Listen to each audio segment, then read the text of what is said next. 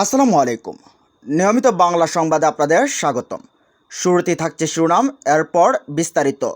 BNP নেতা সালাউদ্দিন আহমেদকে উদ্দেশ্য করে জামায়াতের আমির বলেন, জুলাই যোদ্ধাদের স্বৈরাচারের দোসর বলাটা গুরুতর ঔষধন্যতা। এদিকে আওয়ামী দোসর বলায় সালাউদ্দিনকে ক্ষমা চাওয়ার আহ্বান নাহিদ ইসলামের। আরও থাকছে সংসদ ভবন এলাকায় সংঘর্ষের ঘটনায় মামলা 4, আসামি 900। এবং সবশেষ জানিয়ে দেব, জুলাই সনদ স্বাক্ষরের পর নির্বাচন নিয়ে আর সমস্যা নেই বলছেন শামসুজ্জামান দুদু। এতক্ষণ শুনছেন সংবাদ শিরোনাম, এবার জানুন পুরো বিস্তারিত। জুলাই যোদ্ধাদের স্বৈরাচারের দোসর বলাটা গুরুতর অসৌজন্যতা হিসেবে বিবেচিত হবে বলে মন্তব্য করেছেন বাংলাদেশ জামায়াত ইসলামের আমির ডাক্তার শফিকুর রহমান। শনিবার নিজের ভেরিফাইড ফেসবুক পেজে দেওয়া এক পোস্টে তিনি মন্তব্য করেন। পোস্টে তিনি লেখেন, জুলাই যোদ্ধাদের স্বৈরাচারের দোসর বলাটা গুরুতর ও সৌজন্যতা হিসেবে বিবেচিত হবে। দয়া করে দায়িত্বশীল কোনো জায়গা থেকে আমরা জীবন বাজি রেখে লড়াই করা জাতির গর্বিত লোকগুলোর ব্যাপারে এমন কথা বলবো না। তিনি পোস্ট আরও লেখেন, কেউ এমন আচরণ করলে জাতি তাদেরকে ক্ষমা করবে না। সব ক্ষেত্রে রাজনৈতিক নেতৃত্ববৃন্দ আমরা দায়িত্বশীলভাবে পরিচয় দেব ইনশাআল্লাহ। এদিকে সংবাদ সম্মেলনে নাহিদ ইসলাম বলেন, আওয়ামী দোসর বলায় সালাউদ্দিনকে ক্ষমা চাওয়ার আহ্বান। সনদ স্বাক্ষরের আগে জুলাই আহতদের উপর পুলিশি হামলার নিন্দা জানিয়ে বিচারের দাবি করেছে এনসিপি। একই সঙ্গে বিএনপির স্থায়ী কমিটির সদস্য সালাউদ্দিন আহমেদ জুলাই আহতদের আওয়ামী দোসর বলার নিন্দা জানিয়ে বক্তব্য প্রত্যাহার এবং ক্ষমা চাওয়ার আহ্বান জানিয়েছে দলটির আহ্বায়ক নাহিদ ইসলাম। শনিবার রাজধানীর বাংলা মোটরে দলটির কেন্দ্রীয় কার্যালয়ে এক সংবাদ সম্মেলনে এক প্রশ্নের জবাবে তিনি এ আহ্বান জানান। নাহিদ ইসলাম বলেন, কিছুক্ষণ আগে আমরা দেখেছি বিএনপির স্থায়ী কমিটির সদস্য সালাউদ্দিন সাহেব, উনি গতকালের ঘটনায় জুলাই যোদ্ধারা যারা গতকাল আহত হয়েছে তাদের ফ্যাসিস্ট আওয়ামী লীগের অনুসারী হিসেবে তাদের আখ্যা দিয়েছেন।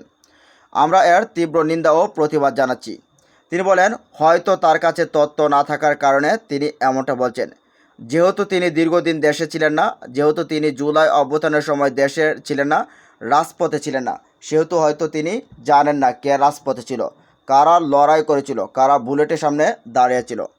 আমাদের আহ্বান থাকবে তিনি তার বক্তব্য অবিলম্বে প্রত্যাহার করে আহত যোদ্ধা এবং শহীদ পরিবারের কাছে ক্ষমা চাইবেন।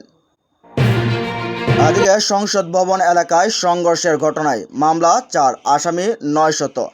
জাতীয় সংসদ ভবন এলাকায় পুলিশের সঙ্গে জুলাই যোদ্ধাদের সংঘর্ষের ঘটনায় শেরেবাংলা নগর থানায় 4টি মামলা করেছে পুলিশ। গতকাল শুক্রবার রাতে মামলা করা হয়। এসব মামলায় অজ্ঞাত পরিচয় 900 জনকে আসামি করা হয়েছে। ঢাকা মেট্রোপলিটন পুলিশ ডিএমপির তেজগাঁও বিভাগের উপকমিশনার ডিসি ইবনে মিজান শনিবার বলেন, জাতীয় সংসদ ভবনে এলাকাটি সংরক্ষিত অঞ্চল। সেখানে জোর করে ঢুকে পুলিশের উপর হামলা, ভাঙচুর, অগ্নিসংযোগের অভিযোগে 4টি মামলা হয়েছে। এসব মামলায় অজ্ঞাত পরিচয় 900 জনকে আসামি করা হয়েছে। গত বৃহস্পতিবার গভীর রাতে জাতীয় সংসদ ভবনের সামনে বিক্ষোভের পর শুক্রবার সকালে প্রাচীর টপকে জুলাই সনদ স্বাক্ষর অনুষ্ঠানে মঞ্চের সামনে অবস্থান নিয়েছিলেন শতাধিক ব্যক্তি। নিজেদেরকে জুলাই যোদ্ধা পরিচয় দেওয়া ওই ব্যক্তিদের দায়িত্বশীলরত পুলিশ কর্মকর্তা এবং জাতীয় ঐক্যমত্য কমিশনের সদস্যরা বোঝানোর পরও তারা সরছিলেন না। এক পর্যায়ে শুক্রবার দুপুর 1টার দিকে পুলিশ অ্যাকশনে গেলে সেখানে পুলিশের সঙ্গে সংঘর্ষ হয়। ধাওয়া পাল্টা দেওয়ার ঘটনা ঘটে। বিক্ষোভকারীরা বেশ কয়েকটি গাড়ি ভাঙচুর করে। পরিস্থিতি নিয়ন্ত্রণে আনতে পুলিশ লাঠিচার্জ, টিয়ারশেল ও সাউন্ড গ্রেনেড নিক্ষেপ করে। এদিকে জুলাই সনদ স্বাক্ষরের পর নির্বাচন নিয়ে আর সমস্যা নেই। বিএনপির ভাইস চেয়ারম্যান শামসুজ্জামান দুদু বলছেন, জুলাই সনদ স্বাক্ষর হওয়ার পর দেশের নির্বাচন নিয়ে আর কোনো সমস্যা নেই। আগামী জাতীয় সংসদ নির্বাচন জানুয়ারি-ফেব্রুয়ারির মধ্যে হবে বলে বিএনপি প্রত্যাশা করে। শনিবার সকালে চুয়াডাঙ্গা শহরে বড়বাজার এলাকায় নির্বাচনী প্রচারণায় অংশ নিয়ে তিনি একথা বলেন। জুলাই সনদে স্বাক্ষর না করা প্রসঙ্গে তিনি বলেন, সবার গণতান্ত্রিক অধিকার আছে, সকলের ভিন্নমত পোষণের সুযোগ আছে। যেসব দল ভিন্নমত পোষণ করে জুলাই সনদ স্বাক্ষর অনুষ্ঠানে যায়নি, আমাদের ধারণা তারা ভবিষ্যতে স্বাক্ষর করবে। কেননা প্রধান উপদেষ্টা ও জাতীয় ঐক্যমত্য কমিশনের চেয়ারম্যান বলছে, যেসব দল স্বাক্ষর করেনি তাদের জন্য ভবিষ্যতেও সুযোগ আছে। বিএনপি সরকার গঠন করলে ঘোষিত 31 দফা বাস্তবায়ন করে দেশের উন্নয়ন গতিশীলতা প্রতিষ্ঠিত হবে বলেও মন্তব্য করেন তিনি। নির্বাচনী প্রচারণায় আরও উপস্থিত ছিলেন জেলা বিএনপির সাবেক যুগ্ম আহ্বায়ক অ্যাডভোকেট ওয়াহিদুজ্জামান এবং অন্যান্য নেতৃত্ববৃন্দ।